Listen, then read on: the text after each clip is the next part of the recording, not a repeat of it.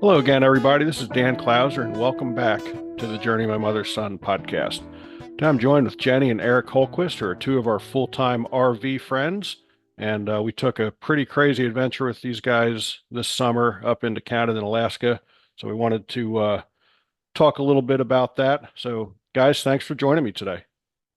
Thanks for Thanks. having us. Yeah, thanks for having us. Absolutely. So I told everybody, even though they would deny it, that they were our fearless leaders of this Alaska trip. They will try to deny it, but I will forever call them our leaders of our Alaska gang on that trek. So, you know, before we get started, though, just if you guys can kind of introduce yourself to the audience, in your own words, who are Jennie and Eric today? Go ahead. Like you said, we're full-time RVers, and we've been doing this for about 3.5 years on the road. Um, I'm still working part-time. Eric retired right before we left and took off. We just love traveling around the country. We love doing our Y2V projects where we met all the great people that we went on the trip with. And we're just really loving seeing the country and meeting people everywhere we go. I think, what else would you say? I'd say it was a real, um, well, we did end up planning to sell the house, give the cars away, buy the RV.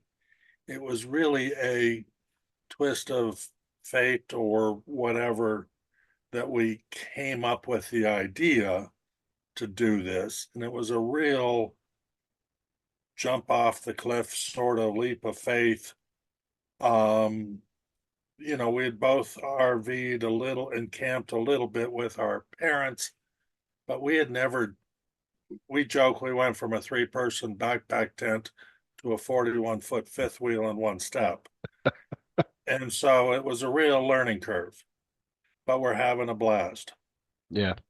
Yeah, and that's the same with us. I mean, we actually didn't camp a whole lot. I mean, I hadn't camped since I was in, probably junior high with, youth groups and stuff like that. And, Sandy would do a little bit of tent camping when she was a kid, but I mean, I never drove an RV till the day we drove it off the lot. So, I don't know, seeing people that RV on weekends, and having them load everything up and unload it and stuff like that. I don't know that if we had done weekend camping that I ever would have full timed because I would have thought it was too much hassle. Like even right now, we're back in Pennsylvania at our nephew's house, and we actually stay in his house as opposed to in the RV like we do with most family. So just constantly like, oh wait, I need this shirt that's out in the RV. I got to walk out there and just stuff we unload. Like I don't know that I ever could have done it. So I think for anybody out there listening, like if you're thinking about it, just jump. Just jump. I think that's actually good advice. A lot of people said rent one and see how you like it, but it's hard to, you can't rent a fifth wheel. And Right. so, and most things are pretty small, and we weren't sure that would give us the same feeling as what we have. And I don't think it would have. So, um, Well, when I was getting ready to retire and I was talking to people in the office and telling them what we were going to do, a couple people said, "Well, what's your plan B? If you don't like living in an RV full time." And I'd say, "Well, there is no plan B. Yeah. You Same know, here. we're going to sell the house, buy the RV, we're going to hit the road." The thing I keep telling myself, two things. One, I heard once that there were 1 million RVs on the road. I figure I'm at least as smart as half of them. And if they can do it, I can do it. No doubt And about that. then the thing, because things always go wrong. Just the other day, the hot water heater wasn't working or something. And it's like, why isn't the hot water heater working? And my one of my favorite lines from favorite movies from Apollo 13 is where Tom Hanks' character says, or somebody else says, work the problem. It's like, just stop and think. The hot water heater worked the other day. It's not a real complicated system. There's got to be one or two or three things. We've got a switch that's in a really bad spot and it just gets hit all the Right. time. And that's not usually 90% of the problem is something in one of the storage bays slid and tripped this switch. And so you just go down, hit the switch, and you're back online. Yeah. Yeah. I love it. So whose idea was it to start full time? And I don't know that I ever actually asked you guys this question We while we've been when we're together on projects or even this summer. I don't know that I ever asked you guys that question. It was amazingly simultaneous. We went to Oh, Yellowstone in 2017 just for a car camping vacation. And we were at the Yellowstone Forever office and met these two ladies. There was a long line to get into the park, so we thought we'll just chat with them for a while. And they both came out during the summer and worked, one in an RV, one stayed in housing. And we just talked to them and we just looked at each other and went, we could do that. That we had never talked about what we were going to do when we retired. We at all hadn't given any thought to it. And we both at the same time just thought that sounds great. And the more people we met in the park, we would ask them, are you full, are you here for the summer? Are you an RVer? People would leave on breaks and come out and talk to us about it. And one guy we met had been doing it for 14 years. We thought that sounded like a really long time, but um we both, by the time we left, we were kind of like really excited about the idea. And we started going to RV shows and trying to see if we could financially do it. And it just kind of gained its momentum from there. But it wasn't either one of us in particular. So, yeah, that's cool. That's yeah. very cool. Sandy thought I had lost my mind when I initially suggested it to her, but Yeah. she's definitely bought in and Yeah. like you guys, I think it's the best decision we've ever made. Yeah. Yeah. So let's talk a little bit about the summer. Um, Okay. we we were on a volunteer project back in September of 2022 with you guys up in Wisconsin at the Raptor Education Group, and sitting around the campfire one night, it came up about, hey, we're thinking of going to Alaska in 2024, and Sandy and I already had it kind of on our radar because it was one of the things on my bucket list because that was one of the spots my mom raved about when she did her travels, was traveling up into Alaska. Um, and we knew we had a year without a grandchild graduating, and that was 2024. So it was really kind of like, you know, serendipity when you guys suggested, 2024. So I said to Sandy, I'm like, hey, they're having a little meeting about this, whatever, a couple mornings later. Let's go check it out and see, you know, what what's going on about it. And obviously just the And idea of how was that traveling. first meeting? I thought it was good. I mean, we didn't, I didn't know Okay. what I was getting into. I mean, it was basically just, hey, who wants to go at that point and Yeah. stuff like that. Um, but how did the idea originate with you two? Like, when did Alaska jump onto your radar, number one, and then number two, at what point did you say, hey, it would be cool to do this with a group? So backtrack, we met some friends. We made friends with a couple when we worked at Yellowstone, and they had already been. And initially, we thought we'd go with them and some of their friends because they had all the planning material, they had all the stuff from their first trip. We had met with them somewhere, In Yellowstone. Oh, no, in well, Michigan. in Michigan, Yeah. and to talk about going with them. And they showed up and handed us all of their stuff and said, we're not going anymore. We're getting off the road. Um, and so we went from being part of their group to the leaders of a group that essentially didn't exist because we were leaders, but we had no followers. It was a group of two at that point. A Yeah. group of two at that point. The idea of going by ourselves was too scary. Um, I mean, we needed other people along so that when things went bad, we could blame them and that sort of thing. I don't remember why we brought it up at the I project. we we had mentioned to Jan and Gary what we were going to do. And they said, "Oh, when we meet up at Reggie, we should talk about it." And so then, and I think there was somebody else. I don't know if it was you guys or somebody else, and they maybe it was Phil and Shar said, "Yeah, we would be interested or whatever." So we said, "Well, let's just invite everybody and see who wants to come." And so we had that first meeting, and almost everybody signed up to go. And at one point we had 13 couples on the list, and that was really overwhelming. Like, how are we going to do this? Is there going to be room for all 13 of us wherever we're going to stay? But Shar said, don't worry about that because people will drop out. And it did start dwindling. And then we still probably had 7 or 8 couples or people rigs at the end. And she said, send an email and make sure people are still want to go. And, more dropped off. And then it ended up with the 4 of us plus Alex. And that was, I thought, the perfect size actually. So, and then Stan, they came for a while, Stan and Naomi. But basically the 4 of us. So I thought that worked out pretty well. So, but Yeah. for 13, it was a little like, what have we gotten ourselves into? So, Yeah. And from the, kind of outsider looking in, um, when it was 13, I was like, wow, that's really going to be cool. But then like once we started, I was just like, wow, it's really good that it went down to, Yeah.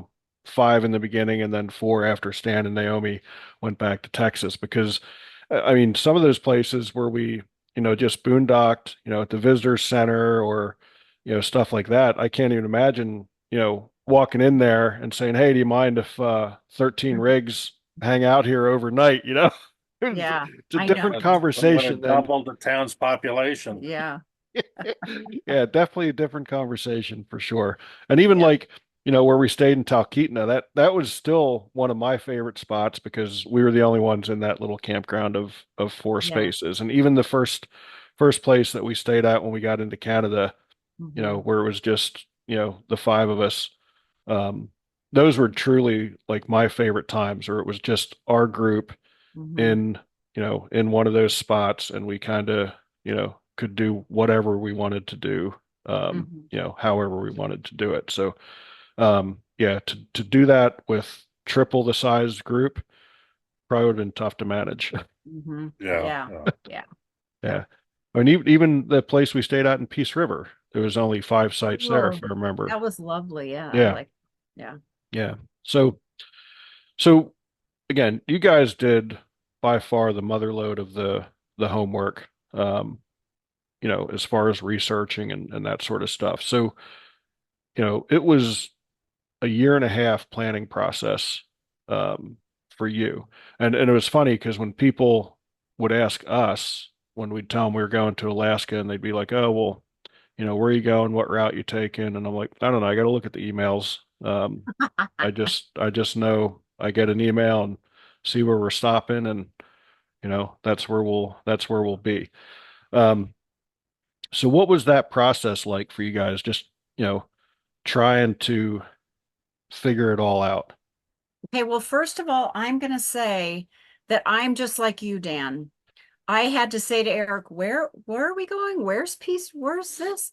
He did all the basic route planning. I got more involved later about the day-to-day stuff and the campgrounds, but he was the main route planner. So go.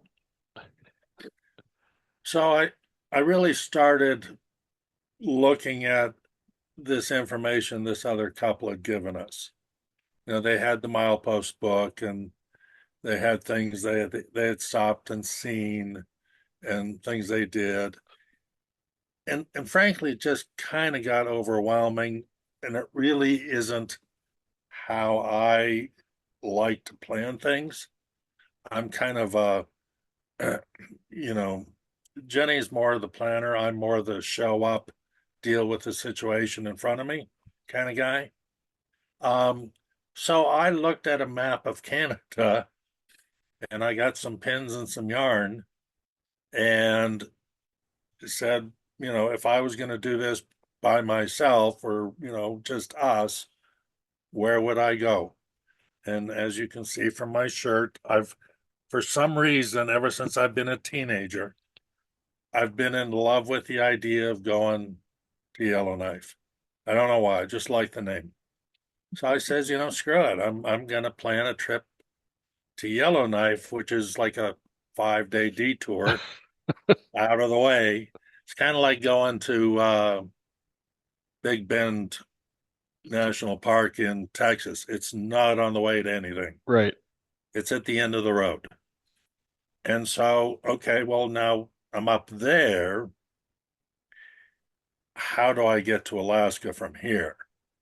And kind of one of the fun things I like to think about sometimes is that we were on the Alcan Highway very little this trip. We did other highways, we did other roads, Yeah. um, we did other towns. And so it was kind of, let me get to Yellowknife, and then from there, how do I get to Alaska? And that kind of set the whole route, if you will. Yeah. Yeah. And So, And oh, can I just say one thing? Oh, yes, you want to say your thing first? well, and then once I had that, then we did do some reconfiguring based on dates of when could we get reservations, when would we see the bear, when could we get the boat excursion. So there was a little bit of refiguring, but the route stayed the same, just the dates changed. right. Right. And I will say for anyone else thinking of an Alaska trip, if you buy the milepost, they give you 4 different routes to take. So you can use the routes in the book. And it's really, he said, it's true, overwhelming to try to figure out that book before you get there. But once you're on the road, it's great because it tells you what's coming up and you don't need to look at all the routes. You're just looking at your route and kind of following along. So you could use that. Yellowknife was not on any of the routes, so he did have to vary on that one, but it's not quite as overwhelming as it seems when you first look at the book. The other thing was I was worried with everybody that was going with us that no one would really want to go all the way to Yellowknife. And but he wanted to go so badly that I said, okay, we'll just go. And if they don't want to go, they could take off and just head to Alaska. But as it turned out, I think everybody really liked Yellowknife. So it worked out. Yeah. Yeah. It was, I mean, the state park, or I guess provincial, no, territorial park, Mhm. up there that we were in, I thought was one of the nicest spots we'd stayed Mhm. in. Yeah, that Um, was pretty. the the trail, I tell so many people about the trail that Sandy and I did there because it was like no other trail we've ever been on because it was basically all rocks, which is a lot of what Yellowknife is. Mhm. It's all Yeah. rocks. Seeing the golf course as we came in and, you know, seeing there was no grass on the golf course, I thought, well, that's got to be a pretty interesting game there on Yeah. that course for sure. Um, but yeah, I mean, honestly, I never heard of Yellowknife until um, probably early 2023.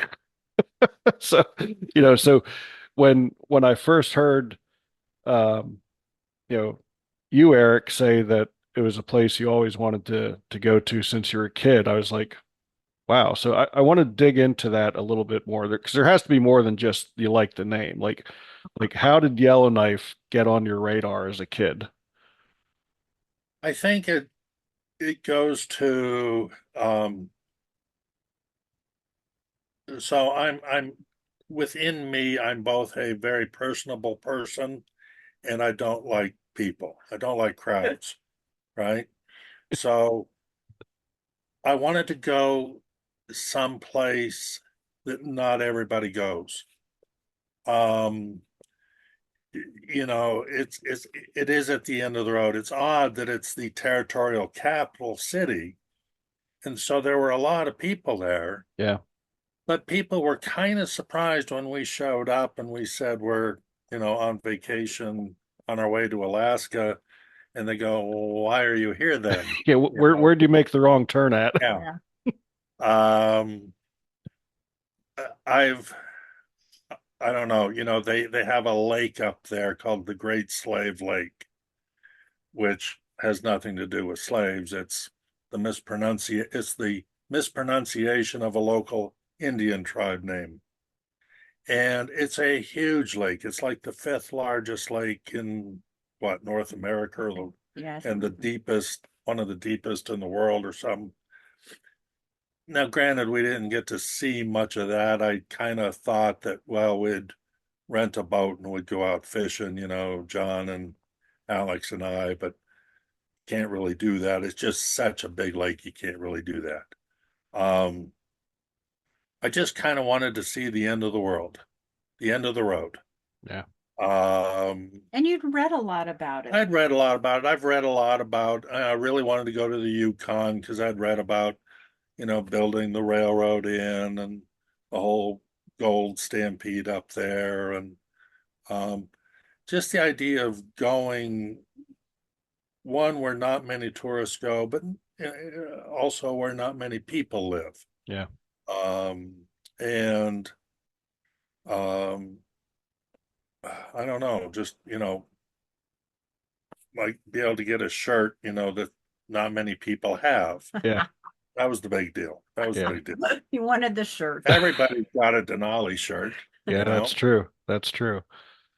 So, no, I mean, I like I said, and I even remember um, one of the campfires we were sitting around, you saying that, we figured, well, we'll go to Yellowknife, and if they don't want to follow us, they can, meet us in Alaska, and here they all followed us to your surprise. You Yeah, said, yeah, and we did. It was great. I mean, it was so cool to do that. And you guys, you're talking about the Great Slave Lake. You guys decided to take a midnight plunge in yes. the Great Slave Lake. How well you had help taking your plunge, Eric. So, how fun was that, and how long did it take you to feel your legs afterwards? I'll say that I'll say that it only really took me about 5 seconds to forgive Alex for um and granted he was trying to get me unstuck out of the mud because I had sunk into the mud about calf deep and he was generally trying to help me out. But I think once he figured out that he could help me and tip me over at the same time, that he took advantage of the leverage. Um, the water was terribly cold, the coldest water I've ever been in. It felt like needles in your legs. The air temperature at midnight in the Northwest Territories had to be 10, 20 degrees warmer than the water. Um, It was very cold. It was really fun it though. was really fun though. I have to give Jan the credit because she's the one who said we've got to do this. And of course, what are you going to do? Say no? Right. So Well, it some was people fun. did say no. I know. Yeah, I said no. Yeah. It was I fun. But my thing is that I think my go-to is to say no, to be careful, to be cautious. But it's kind of like, oh, I'm here, when will I ever be here with these people again? So even if I'm there and I do it on my own, I'm not there with Jan and Alex and Jenny and, Gary taking the pictures because even he was, you know, he didn't go. yeah, So it's kind of like you're in the moment, you're with these people, you might as well. yeah, This is a great memory. Yeah. I'm sure. And honestly, until I started reading about the leeches, I probably would have done it. And then I started doing There research, and they were some talked frozen about ones floating on the top, but yeah, there were no live ones. yeah, that's where I had to tap out. I'm like, I don't know that coming to Yellowknife and having a leech suck on me is going to be a good time. So Yeah, so I don't that's think when I I knew wimped about out. that until afterward. Probably a good thing. Yeah, So so yeah, I mean, you talked about the Alcan. I mean, we didn't actually get on the Alcan until Fort Nelson. right. Um, I mean, granted, we went to the start of the Alcan just to take a picture, and then that's when Right. we made our way up to Peace River and then the Northwest Territories. But um, even that, um, I mean, I thought the sections of the Alcan that we did do were pretty cool. I mean, we still Mhm. did the Sign Forest and Liard River Hot Springs and kind of all of the, again, quote unquote, touristy stuff that, everybody who's going up the Alcan, when you're Right. part of that RV into Alaska group, it's Mhm. all the same post about the same stop. So, I mean, I certainly don't know what we missed between, the start and Fort Nelson. You guys would probably know better because you did the research, but um, we definitely, when we were in Fort Nelson, we definitely raised the age of pool sliders that day at the rec center. Yeah. That was a lot of fun to see all of us going down the pool slide. But that, like stuff like that, just amazed me that all of those small towns had these huge rec centers, Yeah. and I don't remember anymore what it cost us to go in there and swim for the day, but I want to say it was like $6 or $8 Canadian, Yeah. I you think know, so. It which wasn't bad at Wasn't all. much, no. no, no, and to think of, you know, what it took to build that building, that's pretty impressive to do that. Mhm. So, um, horseflies and mosquitoes were we didn't really get the horseflies till we got into the Northwest Territories, till we crossed the 60th parallel. Mhm. Um, and honestly, I didn't think the mosquitoes were terribly bad other than at the Alaska sign, where they seemed to be like the welcoming committee, Yes. where we were really getting hammered with them. Other than that, it was occasional. But um, from what I had heard as we were traveling through, is that we kind of were after the worst part of the mosquitoes. So do you guys want to take credit for that in your planning, or were we lucky? I think that We were, the Yellowknife detour made us a little later, so it worked out. we were in Beaver Creek It was and we bad. were outnumbered there.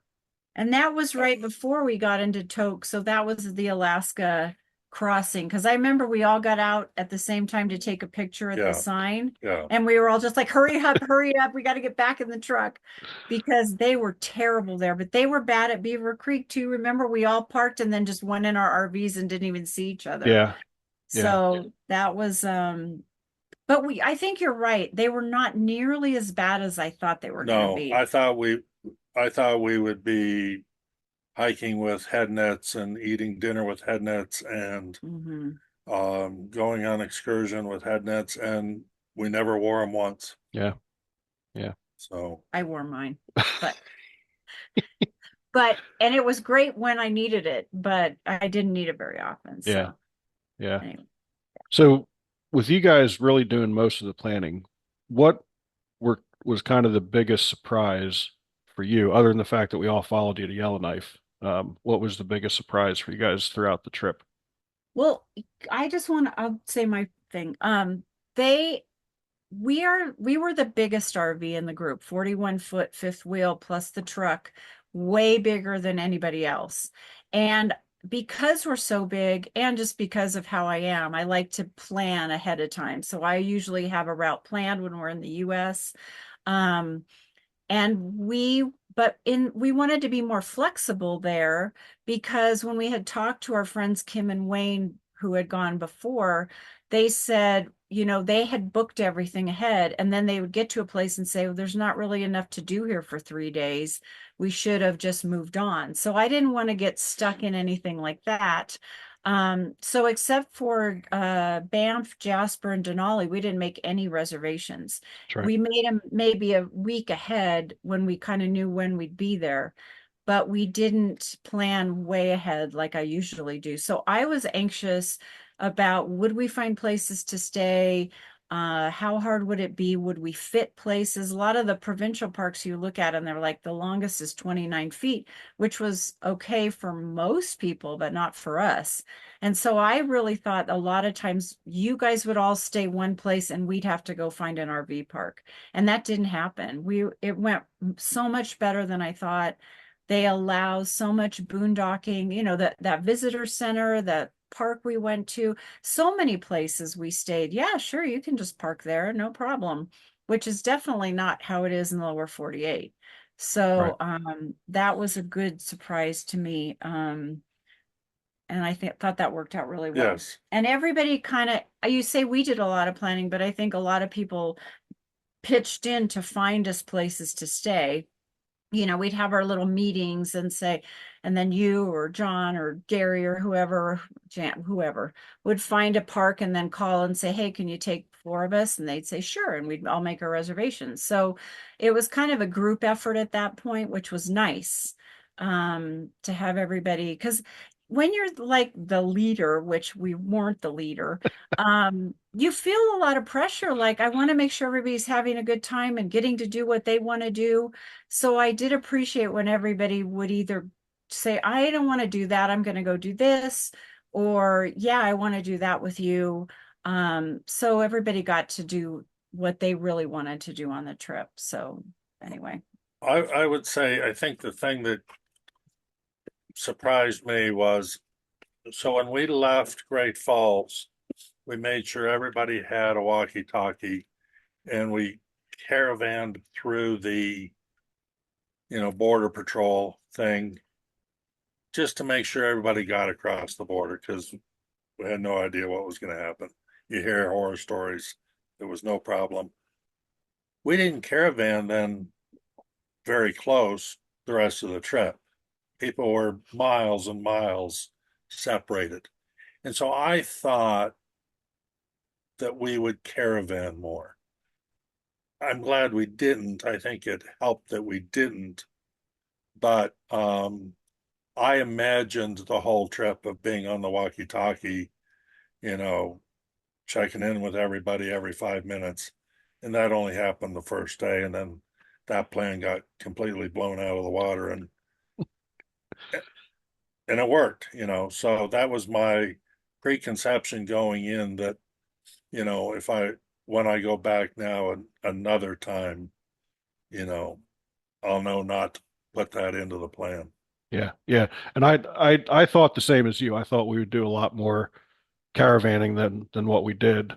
Um, and then even once we kind of, all were not necessarily taking our own routes, but taking different times to each spot. For even only just a few days, it was a caravan of two for us and Alex.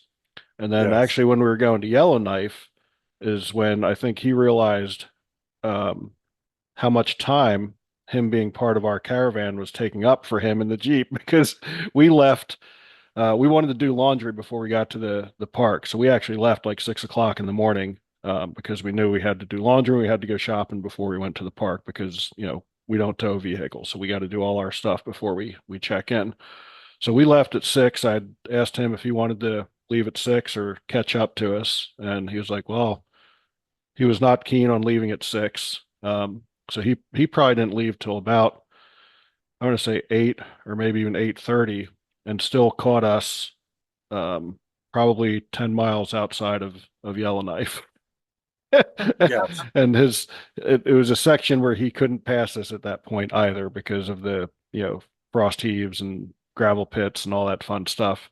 So that's when he really realized, okay, I'm gonna kind of meet you guys where we're going from here on out, which was fine. Um, Well, there that were was that was kind of an interesting dynamic in that, you guys had your what, class C, B? See, see, B. John had the cab over. Alex had the Jeep. Gary had a small fifth wheel, but he was gas powered, so he was stopping all the time to get fuel. And then we had the big um, fifth wheel, but we had more range because we carried 70 gallons of diesel. So you were kind of either leapfrogging people or you would get somewhere and then this guy would pull up behind you and go, wait a minute, I thought they were half an hour in front of me. How did they get behind me? Well, they got behind you because you guys are smaller and you could pull off and do a hike or pull off. And, Jan and Gary would get up every day and leave, drive for an hour or two, and then pull over and have breakfast. Yeah.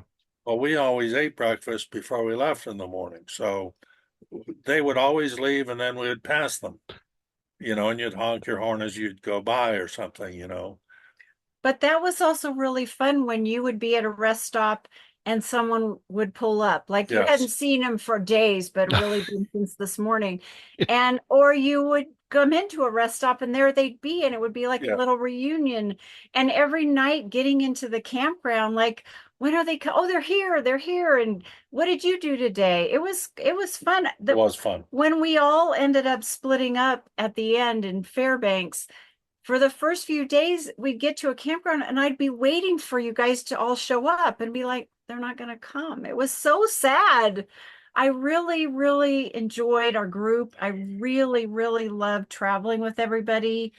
I loved getting to know everybody better. And that for me, I mean, I loved Alaska. I loved Canada. I loved everything we did, but traveling with everybody was for me the highlight. I loved Yeah. having people to talk to every day. I loved our campfires, our birthday parties. I still owe you a birthday cake.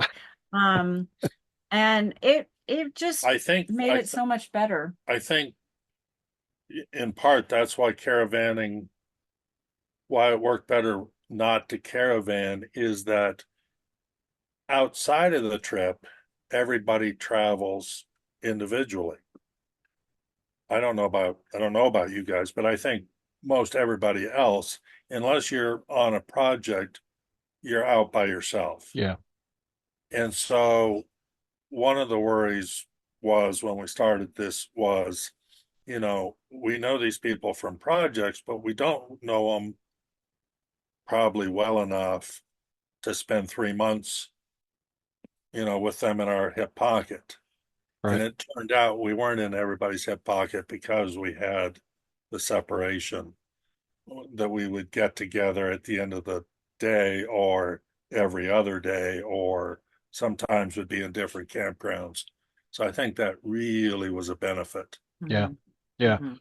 Yeah. And it was neat because like when we did, when we were all separated, going from point A to point B for that day, we would still be communicating back and forth like, oh, hey, we stopped at this place for breakfast. Anybody who hasn't Yes. left yet, you may want to stop here. Or we stopped here Yeah. for lunch, or make sure you get the sticky bun at this place, which is still going on at this point, the sticky bun thing, even though we're Or all we in the saw, US. yeah, we saw a moose or bear beside the side of the road, Yeah. Yeah.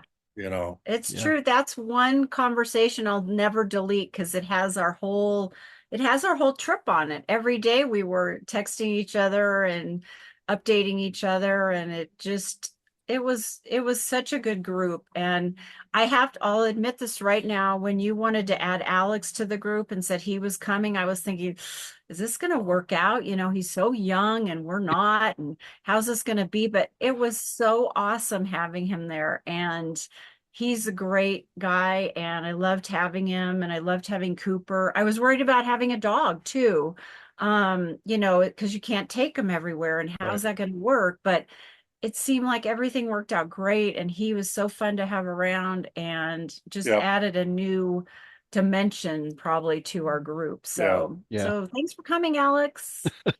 Yeah. It was, I tell the story to people all the time about when we first crossed the Canadian border, and he was the last one in line, and the border guard, the border agent said to him, "You're in a little bit different demographic than the rest of your group." And he was like, "Yeah, I am." He did But well having like four mothers/grandmothers with him all the time, worrying about him and taking care of him when he didn't really need taking care of. right. So I appreciate his patience. Yeah.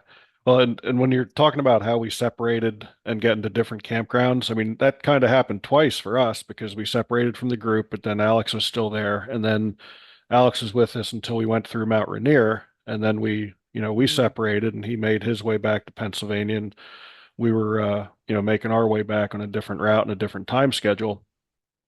And like the first weekend when we were in Richland, Washington, because sometimes, because we basically, stuck him in our space wherever we went. And there were times where, you know, the Jeep would have to be, configured a certain way to fit in the space because the space wasn't quite big enough for us and all that sort of stuff. And the first campground we stayed in Richland, Washington, like there's literally a car parking space right next to the spot. And Oh, like we took a picture and texted it to him. He's like, this would have been a perfect spot for the Jeep. And then he actually responded back. He's like, the universe is really after us today. He goes, I'm like 2 sites away from another Sunseeker. So, so but yeah, it was completely different, once you know, we kind of parted ways and made our own, time schedule back to the lower 48. Um, but again, we all stayed in touch, because even I guess Gary and Jan were kind of the first ones on their way back. And I don't remember anymore the name of that campground in BC that I think we all ended up staying at then, that free little county park right on the lake. oh, Um, Swan. I like yes, Swan. yes, Yeah. yeah, Yeah. but that was perfect because it was like they were the first ones there and like, hey, we found this great, free campground and Mhm. I think we were the next ones to hit it and then John and Karen and then you guys. So, stuff Yeah. like that kind of, you know, helped the group as well as we were going through for sure. Yeah. Yeah. It was really sad when we split up, and I kept thinking if we hurry up, we could catch up to these people here or there or whatever, but we had so many Starlink problems that kept Yeah. delaying us and changing our plans. So, um anyway, it worked out. Maybe Yeah. we'll all travel again together someday. Yeah. Well, even like when we were in Denali and I was talking to John when it dawned on me that like, wait, this last night in Denali could very well be the last night the whole group Mm-hmm. is together because of them flying back to Utah with their granddaughter and coming back Yeah. a few days later. And it was like, wow, really? That's wild. Like as long as it was, I think it went so fast too, which is Yes. which is like everything in life. I Mm-hmm. mean, it just really did blow by. So then it was just the three of us in Fairbanks, and you guys were actually at a different campground because of the rig size. You thought you were going to come over and join us in the Yeah, like, the no. smaller campground, and as you scoped it out, that was not going to work. But Yeah. again, it all kind of worked out because you guys got the Starlink stuff squared away, or I guess that time partly squared away, and then had to get squared away Yeah, that was the once first again. new one we got. Then we got another new one later, but in Montana finally. But anyway, Well, thank God it's um, working now. I know. It's hard to get used to it. It was so funny though, because none of your plans worked up there in Canada, right? I And know. so we're like, I looked at the Starlink one night and it's like 18 users. So I was glad we had it, and I was glad that it didn't really go out till the end Yeah, when everybody was kind of splitting up anyway. So yeah. anyway, it It's worked. funny when we'd be making reservations, everybody's like, "Where's Eric and Jenny going to be?" Because we want to be close to them so we can latch onto Starlink. But you know what I really appreciated was whoever got there first to the campground always saved the biggest space for us. And that was so nice to have everybody Yeah. looking out for us because we were so much bigger and needed more space. And it was really nice just Yeah, to have that backup there. So thanks, yeah. guys. So I know this will be a question that you can't really answer because I can't when people ask me, but like if you had to narrow it down to a handful of like highlights of the trip, what what would some of those be? All right, I'll go first. I was actually thinking of this because I thought one of my favorite memories of doing something um, was that John and Alex and I were going to go fishing, and Gary decided to come along at the last moment. And we walked out to this lake, and there was this beat up aluminum boat that somebody had left behind, and there were two paddles, not oars, the paddles, and it was a flat bottom boat, so it was hard to maneuver and paddle around. Unfortunately, somebody had left a cut off milk jug because the boat leaked. badly. And so we were constantly rowing and bailing. But we get out to the lake, and John and Alex and I are fishing, and Gary's kind of, trying to steer us around a little bit with a paddle. And two things. One is that while we were out on the lake, we saw two moose on the shoreline, and we were able to paddle up pretty close to them, respectful distance, and watch them and all that. But the other fun thing about it was we're out there fishing, and I'd catch a fish now and then, and John would catch a fish now and then. And it's like somebody was in the water baiting Alex's hook. The guy was just bringing in fish after fish after fish. It got to the point where we were so mad at him that we forced him to trade rods with us. You fish with my setup, I'll fish with your setup. He would catch fish on the rod that I had got skunked with, and I wouldn't catch anything on the. And we're all fishing within 40 feet of each other.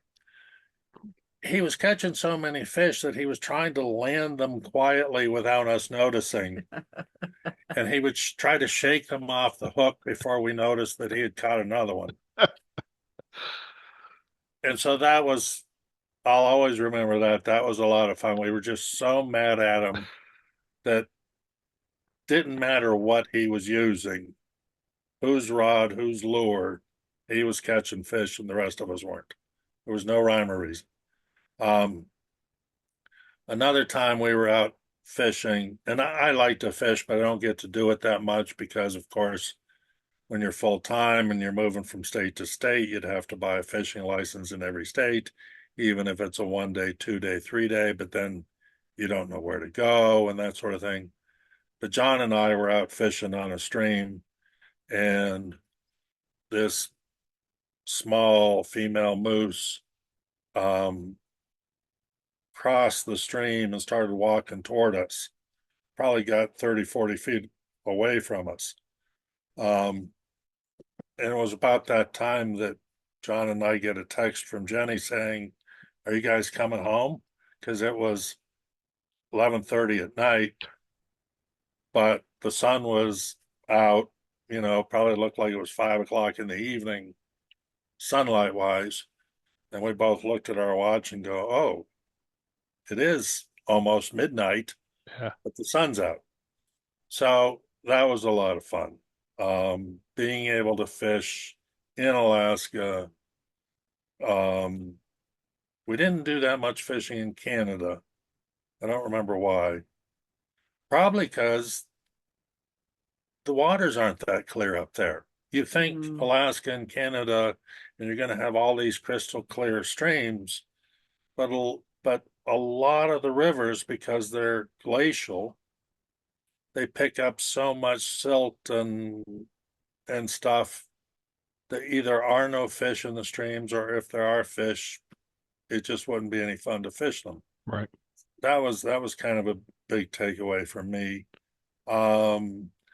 Individually, Jenny and I did a kayak trip, and we got to go into an ice cave that was several hundred feet long and stand under a waterfall of this water that had carved a hole in the ice, and that was one of my favorite excursions that she and I did up there. That was in Valdez, right? Where was that? That was in Valdez. Yeah, the Yes. day after a 9 hour boat trip. So I know Yeah. you guys Yeah. initially were regretting that decision of Yes. doing the kayak trip the Yes. next day because you were kind of spent from the boat trip. And Well, and also it took us kind of the same place the boat trip took us. Yes. And the captain of the boat, actually, the Lulubelle, actually got closer to the glacier than they let us get in the kayaks because, if something calved, the big boat could react to it better than a small kayak. right. But then when we got to get out and hike to the ice cave, that made it very cool. Yeah. So what were your couple of it is takeaways? so hard, like you said, Dan. I mean, One day I really loved because we were all did it together was when we took that hike down to those waterfalls when we were in Twin Falls, was it? Yeah. Yeah. And we all did the hike to the two falls and we just kind of relaxed and we saw the beavers with their beaver dam and it was just a nice day, a really nice day, and we were all together. I really liked that. And then, of course, my second thing has to be the flight we took to see the bears. I never in my whole life thought I would be comfortable with a bear, a grizzly bear, 30 yards away from me eating and not even paying me any attention and feeling comfortable enough to sit down on the grass and eat my lunch while that happened.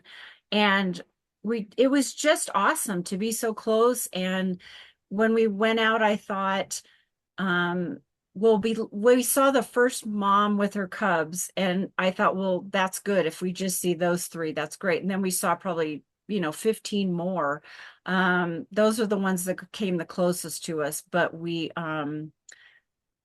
it was just amazing to me. But then I think about it, the ice cave was cool. Chelsea and I did that kayak out to Bear Glacier, and that was really cool. I wish Eric had gone with us. It had like the ice from the calving of the glacier was trapped in the lake. So you were just kayaking in among all these huge icebergs. That was fun. There wasn't room. Yeah, there weren't enough There weren't spaces enough spaces on the on the tour for boat. me. Yeah, Yeah. we did it kind of last minute, so there wasn't room But in. we also did a hike up to a lake that had a lot of icebergs in Yeah, it. yeah, we did do That was kind of oh, cool. that hike we did that day from Homer. We took the boat across and then we did the hike up to that glacier. That was fun. Yeah, Yeah, we couldn't do that because I was waiting on yeah. packages so that the Yeah. post office wouldn't return them. I know. It's crazy how these day-to-day life things interfered sometimes with what you wanted to do. But Liard Hot Springs was really fun that day. Yeah. I loved how John started telling everybody they had to go across people we didn't know. They had to put a rock on that really hot place and everybody was doing it. And it was so fun to just watch everybody do that. Um, I don't know. I think it was just so great. We did so many fun things. The we went and did the dog sled thing. That was Yeah. really fun. Um, I was so glad that we stayed in Talkeetna and that you found us that great place to stay because that was a cute little town and it was our best views of Denali. I Yeah. really didn't realize that when we got to Denali, we wouldn't be able to see Want to the see it. mountain. Yeah. No, it wasn't even no way to see Well, it. and So then we took that bus trip in Denali up to that bridge and we all got out at the bridge and the wind was probably blowing at 40, 50 miles an hour. yeah, And it was so cold. Everybody got off the bus and they got right back on the bus. except John and Karen and Except John and Karen and they were Evie. they not Huh? Avi. Avi. They were braver than the rest of us for Yes. sure. But Yeah. because we had thought we'd hike when we got to the end of that and catch a later bus, and then like, yeah, no, maybe not. So, but it was really fun. I love Banff and Jasper too. And the other, I would say, another thing was when we all took the bus trip up to Lake Louise and Moraine Lake. Yeah. That was really fun too. Yeah. So I like Yeah. that. So We, go ahead, I Eric. was gonna say we were up there long enough. We went by we Mm. On the way up we stopped at Bow Lake, which was completely frozen over. I mean, just the whole lake was solid with ice. We walked out there and kind of looked at it for a while. On our way back out, we drove by Bow Lake. There were so many cars there because the lake was completely thawed. Right. Weather was so beautiful. We couldn't have gotten within 2 miles of it because there were so many people there.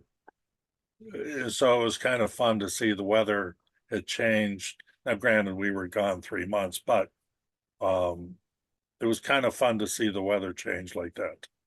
Yeah. Yeah.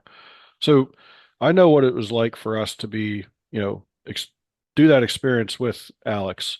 So when Chelsea joined you guys, what was that like for her? I mean, she was only with you for a week, but not for her, for you guys. What was that like? How did that kind of, change the trip for you, so to speak? Well, I think it's hard to have three people sharing a bathroom, which right? Because you're used to you and Sandy, and now you have Alex. So it was a little interesting to have an extra person. Also, you talked about weekend RVers, how they have to pack everything up. Well, when you have somebody staying, you have to put out the couch and you have to get all the bedding and all her stuff. So it was more and we did like 6 moves while she was with us. So there was a lot of stuff going on. But she got really good at helping. So then she kind of knew the routine and then she would do part of it, which was great. Um it was kind of a little harder because she and I are really close and I think Eric gets left out a lot of that. And there were some things that we did, just her and I, that he might have wanted to do.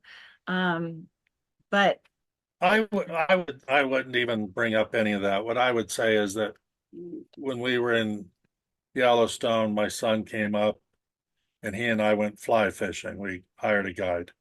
And so to be fly fishing with your son in Yellowstone, is a highlight. Um, Chelsea did the thing where she walked out and saw the bears with us.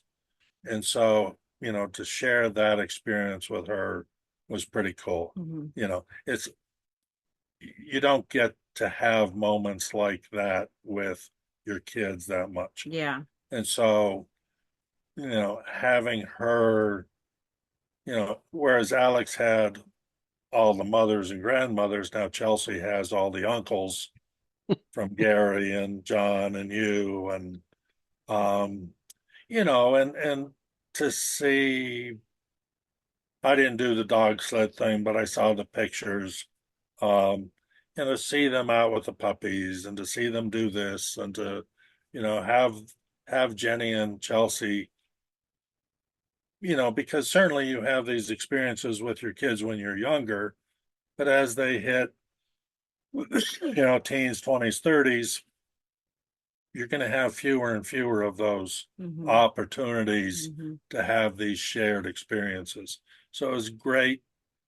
And we've had the kids come out a couple of times and meet us on the road. And I think that's really a good, one of the added benefits of this lifestyle is that if we were just living back home, on the street in the house, you probably wouldn't plan a trip, a mother-daughter trip to go to Alaska to do this excursion. But since we're out there with the RV, it's so much easier just to have somebody come out and stay with you because they don't need to rent a car. They don't need to get a hotel room. All they've got to do is get the flight out there and have the experience. And one thing I really liked was her getting to know all of you guys because, I talk about you but she has no context and she really enjoyed meeting everybody. She thought everybody was great. And now when I say, we had a call with Dan today for his podcast, she'll know exactly who I'm talking about. So that was really fun to have someone in my life, my family, to know what more people, more of our friends. So that was really fun. The other thing I will say is because she was only there a week, we tried to cram so much in. And I Yeah. think that was great, but it also was kind of exhausting for all three of us. I mean, we did that the boat ride in Talkeetna, we did the train in Talkeetna, we did Well, we did the Lulu Bell. We did Major Marine with her. Major Marine. I did the ice kayaking with her. We did the dog sled. So that's The, 5 big things. yeah, and the bears. And the bears. So she was like going, going, going. She went home to rest. Well, she had to go to work the day she got home. I So remember that. yeah. So but it was great. I was glad she came and we had fun and she's always up for anything. So, I said, what are these things do you want to do? She goes, I want to do all of it. So you just pick whatever fits. So Yeah. that was fun. Yeah, very cool. And you're right. I mean, it's those shared experiences that become fewer and fewer as they grow older, for sure. Mhm, mhm. So I'm gonna shift gears a little bit away from Alaska and talk about volunteering and Y2V in particular, which is where we met you guys initially on a project down in Louisiana. Um, so I guess first of all, how did you guys find out about Y2V, and what is it in you that makes you want to give up, 2 weeks of your life to work pretty hard when you come right down to it? Well, Yeah. you Well, found them. we actually found them watching Phil and Stacy's channel, What Today Is Someday. Can't remember if they changed the name. Anyway, they were doing a park, they were working with Shar and Phil Y2B at a park in Florida. And we thought, wow, that sounds like a good thing to do because when we were working full time, it was hard to volunteer. I worked at a crisis nursery. I volunteered at a crisis nursery, but it was hard to really do as much volunteering as I would have liked to do because we're just so busy with commuting and everything. And so when we found that, it was like, this would be perfect, something we could do while we're on the road. And I think, you looked them up and found them, and we started watching some YouTube videos. And That was back when Phil actually did YouTube videos. yeah. But we were gonna be going to Yellowstone, and they were doing a project in Montana, Bannock, Montana. And it was full, but they said you will put you on the wait list. And we kind of thought, well, that's too bad. Well, we probably won't get in, whatever. But we were planning to take a month to get to Yellowstone, and they let us know right before we left, hey, we have a spot. Do you want it? And so we shortened it to a 2-week trip to Montana, and we hurried there and got there, and that was our first experience and our first time really boondocking. It was 7 degrees. It was super cold. Our batteries weren't up for it. But everybody was so nice. We got to work on a general store there. We redid the roof and the porch I got to actually do things, learn things, not just, let the guys do this, or like, no, Jenny, get up on the roof and hammer on those things. So, um, it was really fun, and meeting all the people was great because, when you're RVing full time and it's just you and Sandy, you kind of run out of things to talk about after a while. So having a new group of people to see, and then you start texting with them or whatever, and you feel like you have friends out there. And so we just started trying to do as many projects as we could. So the next year we did quite a few, like 4 or 5, I think. And then this year we're signed up for 4. And we told them whatever we can do, we want to do it, because we didn't do much. I guess we didn't do much Well, this year because we were in Alaska, right? So we're looking forward to next year's kind of our Y2V year. So we're gonna follow Phil and Shar around till they're sick of us. Cool. I I joke that I retired with no skills for retirement. That, nobody's looking for an operations finance guy. Um, now that I'm retired. So, you know, we started going to these projects and somebody would say, well, hand me a hammer. I'd hand them a hammer. Hand me 5 nails. I'd hand them 5 nails. And you slowly progress then to being the guy with the hammer. And the You know, heavy equipment operator. being the guy, I've learned to drive a couple tractors, you know. Um, so I now actually have skills that I can, put to good use.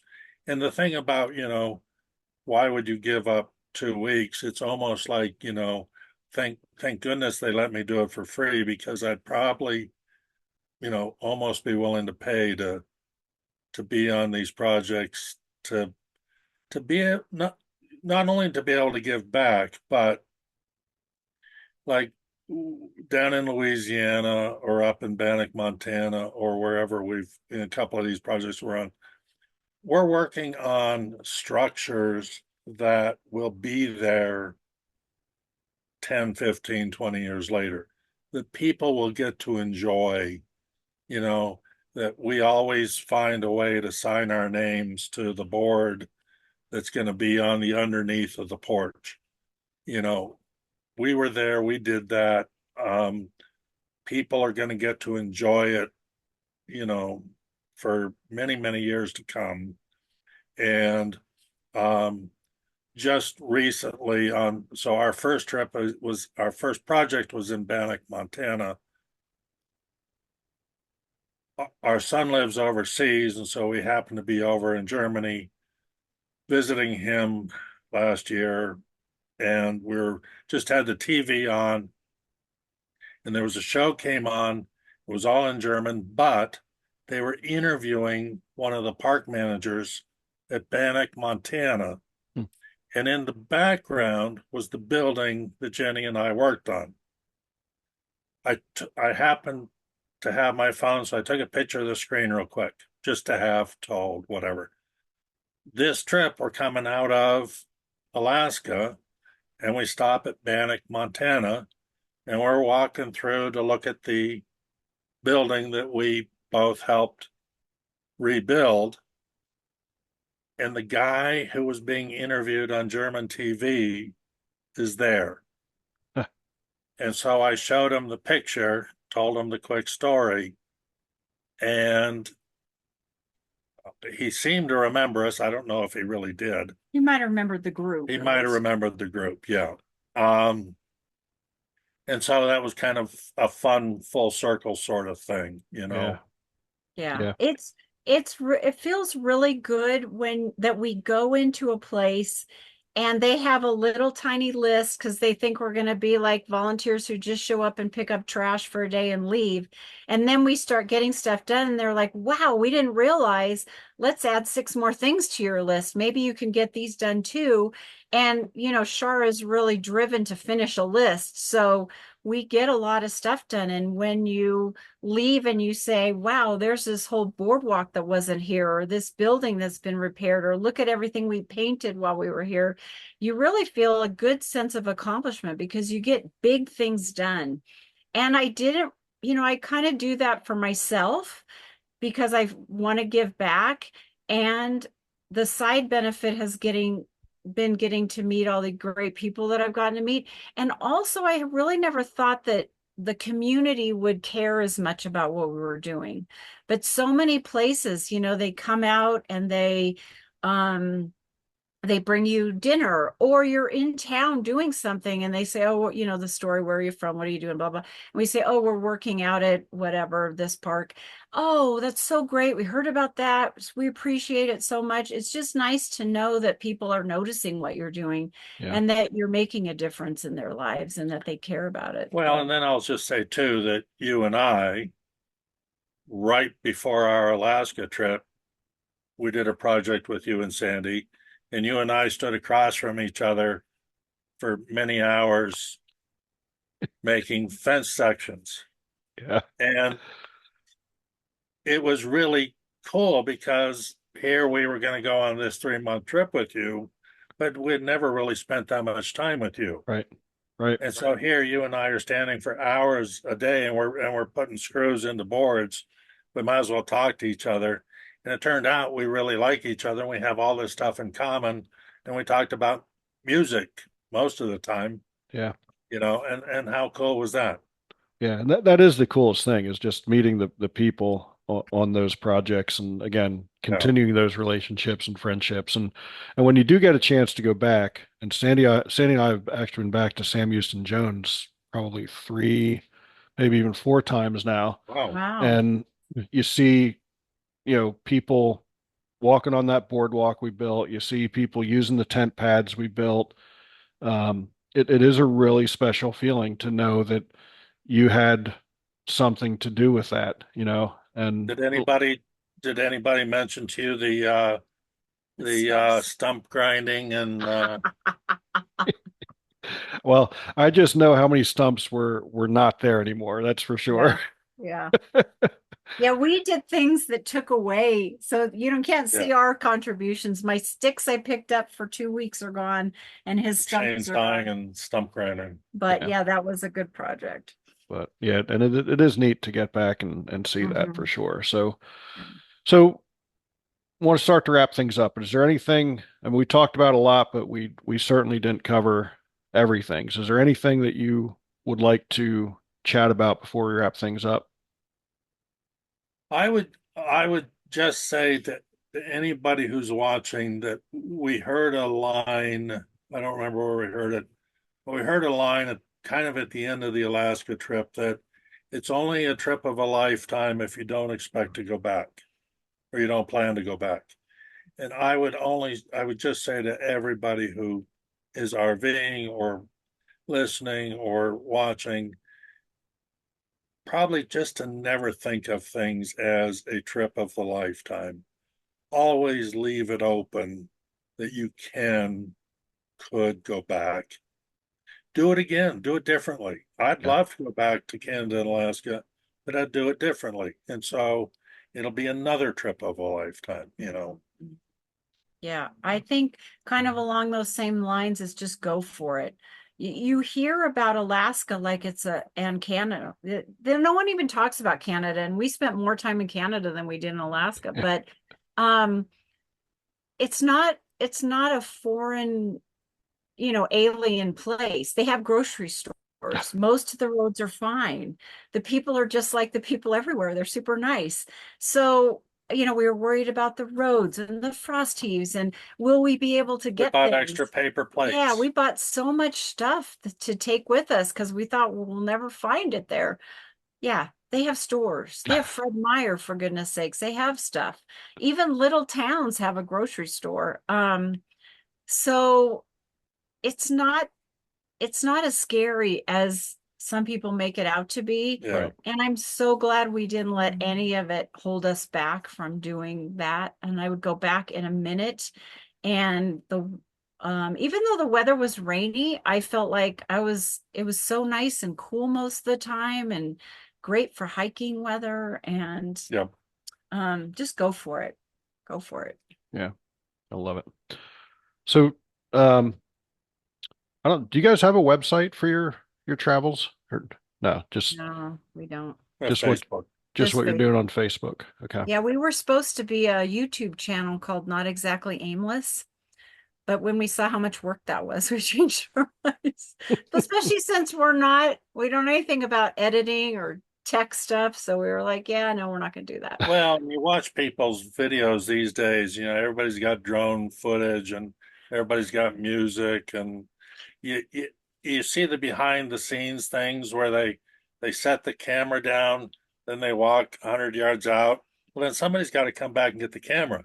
Yeah. Well, that sure as heck isn't going to be me. So So, yeah, Yeah. yeah. no website, no nothing, just Facebook. Okay. Yeah. I mean, the amount of editing I do on a podcast and stuff like this is minimal compared to what some of those people are, Yeah. putting Yeah. into videos. So, Mhm. um, yeah, I'm kind of happy with the lane I'm in at this point as well with with the podcast. So, so guys, that brings us to our final question. As you know, the subtitle of the podcast is Many Little People in Many Little Places, which comes from the opening lyrics of a Michael Franti song, which go, when many little people in many little places do many little things and the whole world changes. So I'll let you guys both answer individually. You can pick who wants to go first, but what's one of the little things that you guys do on a daily basis to make the world a little bit better place? Well, I'm going to say that we just try to be nice to everybody. We try to treat people with respect. We don't engage with negative people if we can help it. We just try to help people who look like they need help. And and I'm going to shout out Eric for this because he's really good at noticing somebody trying to lift something off a high shelf or get something in their car that's heavy. And he'll always race over to help them. And he's very aware of that. And he always does that. And the other thing he does, it's funny, is when we're in a grocery store, the higher shelves, if all the stuff is far back, he'll bring all the stuff forward so people can reach it, because he can reach it easily and most people can't. So he does that a lot when we're grocery shopping, which no one really notices that he's doing except me, but I know it's helpful to the store and to the people shopping. So he does well at that. I'll take that. Yeah, but okay. And Well, talk to the locals,